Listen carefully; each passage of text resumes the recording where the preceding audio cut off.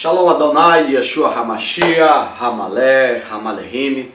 É uma alegria estar mais um dia aqui para compartilharmos com os irmãos, com mais um estudo da Palavra do Senhor. Hoje dando continuidade, querido, ao tema Satanologia.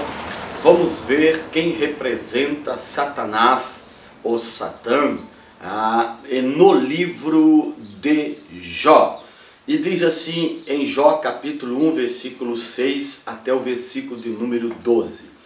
E num dia em que os filhos de Elohim vieram apresentar perante Adonai, veio também o adversário, Satã, entre eles.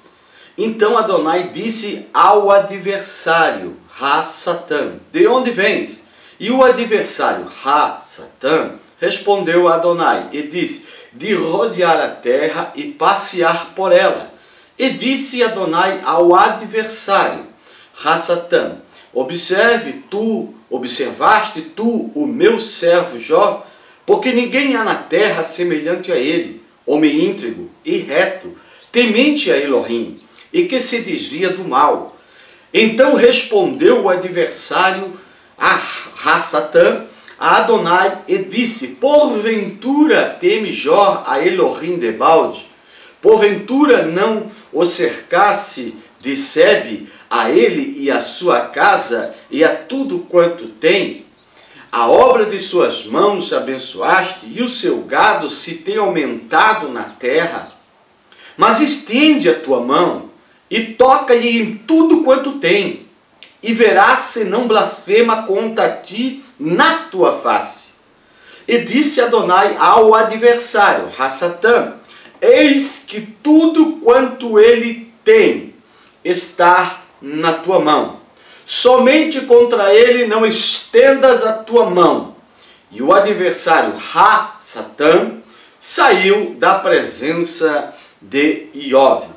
E vindo outro dia, agora, querido, em Jó capítulo 2, versículo 7, e vindo outro dia, em que os filhos de Elohim vieram apresentar-se perante Adonai, veio também o adversário, Satã, entre eles, apresentar-se perante a Adonai. Então Adonai disse ao adversário, Satã, de onde vens? E respondeu o adversário, Satã, a Adonai, e disse, de rodear a terra e passear por ela. E disse Adonai ao adversário, observaste meu servo Jó? Porque ninguém há na terra semelhante a ele, homem íntegro e reto, temente a Elohim, e que se desvia do mal, e que ainda retém a sua sinceridade, havendo tu incitado contra ele para o consumir sem causa. Então o adversário, Satã, respondeu a Adonai e disse, pele por pele, e tudo quanto o homem tem dará pela sua vida. Porém estende a tua mão e toca-lhe nos ossos e na sua carne, e verás se não blasfema contra ti na tua face. E disse Adonai ao adversário, Satã, eis que ele está na tua mão, porém guarda a sua vida. Então saiu o adversário, Satã, da presença de Adonai, e feriu a Jó de úlceras malignas, desde a planta do pé até o alto da cabeça. Você viu que o professor Gerson, ele frisou a palavra Satã. Por quê? Porque há um equívoco muito grande na tradução desta palavra, porque, querido, o Antigo Testamento, eles interpretaram a palavra Satã como adversário, que é, querido, uma palavra normal no hebraico, que Satã é adversário, mas quando eles traduziram do hebraico para o grego e do grego para o latim, o padre Jerônimo, para corroborar com a doutrina do medo, para corroborar com a doutrina de Satanás, da existência desse ser imaginário, desse ser mitológico, desta ferramenta religiosa que muitos usam para ampliar a doutrina do medo, levando as pessoas a temer um ser que não existe. Porque nós vemos que quando foi traduzido a palavra Satã para, querido, o latim, foi traduzido de forma equivocada, porque não foi uma tradução, foi uma transliteração, e até mesmo no nosso português você vê a palavra Satã. Satã é uma transliteração do hebraico Satã, que significa adversário. Então quando você lê a sua Bíblia, quando você abre a sua Bíblia e lê a sua Bíblia, e você encontrar a palavra Satanás, você tem que substituir para adversário. E você tem que descobrir quem é esse adversário. Esse adversário não é um ser mitológico, não é um ser espiritual, não é essa imagem de um ser chifrudo com um garfinho. Esse ser é mitológico, esse ser não existe. O que existe é o adversário do homem. E quem é o adversário do homem, senão ele próprio, com sua inclinação para o mal, com a sua obra da carne?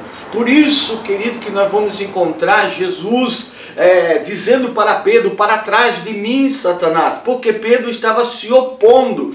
E o que se opõe ao homem, senão nossa própria natureza carnal? Naquele momento, Pedro estava manifestando um carinho, um zelo pelo mestre, mas foi repreendido de forma rude. Por quê? Porque ele estava se opondo, fazendo uma oposição, ele estava sendo adversário da missão de Cristo. E quem é o adversário do homem que quer destruir o homem e levar o homem ao caminho de morte, ao caminho de pecado, senão o mal que está dentro de nós? Marcos, quando ele diz no capítulo 10 que todo mal, desígnio, todo adultério, tudo que é mal, querido, ele vem de dentro do homem, ele sai da boca do homem, ele vem de dentro do homem, da sua etserará, da sua inclinação para o mal. Quando você vê a palavra diabolos, é a tradução de Satã. Diabolos, Satã, que está escrito no seu Novo Testamento, simplesmente é uma palavra adversário, opositor, acusador. É uma palavra que não pode levar a nossa mente a projetar um ser que não existe. Simplesmente temos que descobrir quem é o nosso adversário. Aqui em Jó você vai ver que os anjos estavam ali reunidos na presença do Senhor, e apareceu um anjo. Se for um anjo, querido, então Satanás nunca vai ser destruído, porque um anjo, ele é eterno. O anjo é comparado à eternidade. Jesus disse que nós seremos semelhantes aos anjos, que seria eterno. Nós vemos aqui na passagem de Jó, que Jó ele foi compilado, querido, depois do cativeiro, já com a influência do Império Persa, que praticava o zoroatrismo e cria no dualismo entre um Deus mau e um Deus bom. Mas você sabe, eu sei, todos nós sabemos que só existe um Deus, um só Senhor, um só Pai, um só batismo, um Salvador, que é Jesus Cristo. E não existe mais nenhum ser que tem poder de lutar contra Deus, de medir força contra Deus. Se Satanás tem o mesmo poder de Deus, ele tem o poder de guerrear com Deus, então nós podemos escolher um dos dois para servir, porque ambos têm o mesmo poder. Então como que você vai saber qual que vai ser o vencedor no fim de todas as coisas? Por isso, querido, que você que foi enganado, você que foi iludido, você que foi ludibriado, por quê? Porque o padre Jerônimo transliterou a palavra Satã para dar ênfase à doutrina do medo, porque era a doutrina do medo, querido, quando o padre faz esta tradução, quando ele está fazendo essa tradução do grego para o latim, querido, havia a doutrina, querido, das indulgências. Havia, querido, uma doutrina de medo muito apregoada, aonde as pessoas compravam escrituras no céu, lasca, querido, da cruz de Cristo. Eles nunca venderam tanto prego da cruz de Cristo, nunca venderam tanto pó do esqueleto de João Batista. Havia, querido, uma doutrina do medo tão grande, grande que as pessoas davam até mesmo suas posses com medo de Satanás, de um ser inexistente, sabendo que Satanás, o sitinar, o acusador, o inimigo de nossas almas, aquele que é opositor a nós, está dentro de nós, é a nossa carne, é a nossa inclinação ao mal, porque nós fomos criados assim, nós fomos criados com a potencialidade de fazer o bem e fomos criados com a potencialidade de fazer o mal. Se nós se inclinar para o mal, Paulo diz que nós vamos caminhar para a morte. Se nós se inclinar para o bem, para o Espírito, nós vamos caminhar para a vida eterna. Tem pessoas que semeiam na carne que vão colher corrupção. Os que semeiam no Espírito. Nós vemos que a Bíblia fala em Tiago que Deus não é tentado e Deus não tenta ninguém. E o homem, quando é tentado, ele não é tentado pelo diabo. A palavra é clara. Diz que nós somos tentados pelas nossas próprias concupiscências. É o nosso eu, é a nossa alma carnal que nos tenta. Então, quando Jesus disse para Judas, vai e faz depressa o que tu tens que fazer, se você imaginar que aquele diabo ali é o Satanás que estava na vida de Pedro, então Jesus, ele estava aliado com Satanás, ele estava aliado com esse ser, dizendo para ele fazer depressa o que tinha que fazer. Não, ele estava falando com Judas. O Satã interior de Judas era o seu amor ao dinheiro, era a avareza. Vai lá nas obras da carne que você vai encontrar avareza, amor ao dinheiro, as coisas materiais, e depois disso ele ainda se arrepende, querido. Por isso que Jesus disse, ó, há um diabo em nosso meio, há alguém que está sendo vai ser vencido pela sua carne, vai ser vencido pelo adversário. Queridos, quando Jesus está no deserto, ele foi tentado pela sua própria carne, ele projetou, querido, todas aquelas tentações. Você consegue conceber que Jesus ia andar de braço dado com Satanás, com esse inimigo que não existe, passeando em Jerusalém? Ele estava no deserto e diz que ele foi até Jerusalém, no pináculo do templo. Será que Jesus ia passeando com o diabo, ia até o alto de uma montanha, ali passeando com o diabo, e o diabo oferecendo as coisas para ele? Claro que não. Isso é uma figura de linguagem. E o que nós encontramos, irmãos, é Jesus projetando. Ele está lá no deserto, 40 dias com fome, com sede. E o que ele projeta na sua mente? Poxa, eu sou filho de Deus, eu poderia pegar essas pedras e transformar em pão. Mas daí ele se lembra, não só de pão vive o homem. Aí daqui a pouco, querido, ele se lembra que ele tem que iniciar uma missão, ele tem que ser notório ao povo, ele tem que ganhar a confiança do povo. E então, querido, vem na sua mente, talvez se eu me jogasse do pináculo lá do templo e orasse aos anjos, eu seria notório. Mas daqui a pouco vem a mente de Jesus, querido, que não tentarás o Senhor teu Deus. Oh meu Deus, quando Satanás diz ali que é para ele se prostrar diante dele, querido, e ele ganharia todo o mundo. Da onde que existe uma montanha que mostraria todo o mundo? Não se pode literalizar, querido, essa passagem. O se dobrar ali a Satanás era Jesus se dobrar a si mesmo, se render a si mesmo, se deixar levar por sua carne, se deixar levar pelos seus desejos, se deixar levar, querido, pelo materialismo, e ele mesmo constituir um reino para ele nessa terra, se opondo, se rebeliando contra a vontade do Eterno, contra a vontade do Criador que fez os céus e a terra, querido. Quando nós olhamos aqui no livro de Jó, Jó costuma muitas vezes ser classificado, querido, entre texto poético, que é o que eu creio, porque é impossível, nós cremos numa literalidade dos textos de Jó. Isso não tem como você querer literalizar, só se você desejar muito que Satanás exista, só se você é apaixonado pela existência de Satanás. Porque, portanto, existe uma certa controvérsia sobre ele ser uma história real ou ser, querido, como o Shir Hashirim, o Cântico dos Cânticos, ou ser uma parábola ou uma história simbólica.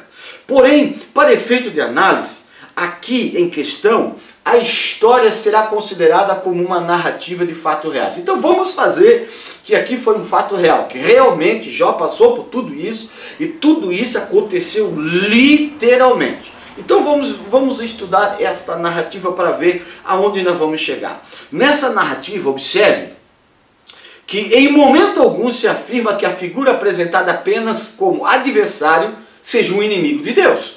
Em nenhum momento o texto está dizendo que o adversário aqui se apresentando é inimigo de Deus. Pelo contrário, veja bem, pelo contrário, se o Kohen Hagadol, sumo sacerdote, só de entrar impuro no Kodesh Kodashim, no Santo dos Santos, já seria imediatamente consumido por causa de seu pecado, não seria estranho você imaginar que o inimigo máximo de Elohim, o cara suja, o caça curta, o chifrudo, né? o cramulhão, como muitos dizem, Satanás, e na presença de Deus com a maior liberdade, se Deus não permitia que nem no símbolo da presença dele, que era a Arca da Aliança, ele não permitia que os sacerdotes em pecado entrassem, como que Satanás conseguiu entrar na presença de Deus, sendo essa pessoa personificada que você já personificou na sua mente? Você já parou para perguntar isso? Como que um ser que supostamente é a fonte de todo o pecado adentraria a presença do Criador para ter um diálogo casual com Deus, uma conversa com Deus? Mesmo assim será feita unicamente uma análise imparcial do texto em questão, sem ideias preconcebidas. Vamos ver. Independente da história ser ou não factual, é inegável que o adversário é um dos anjos. Pode ser observado pelo fato de que ele se apresenta dentre os Benei Ha-Elohim, entre os filhos de Deus. O adversário é apresentado como um anjo que executa a vontade de Deus. Aqui ele está sendo apresentado como um anjo que executa a vontade de Deus, e não este ser que você quer inserir com uma exegese manipuladora para fazer com que as pessoas sejam manipuláveis para você fazer comércio de fé.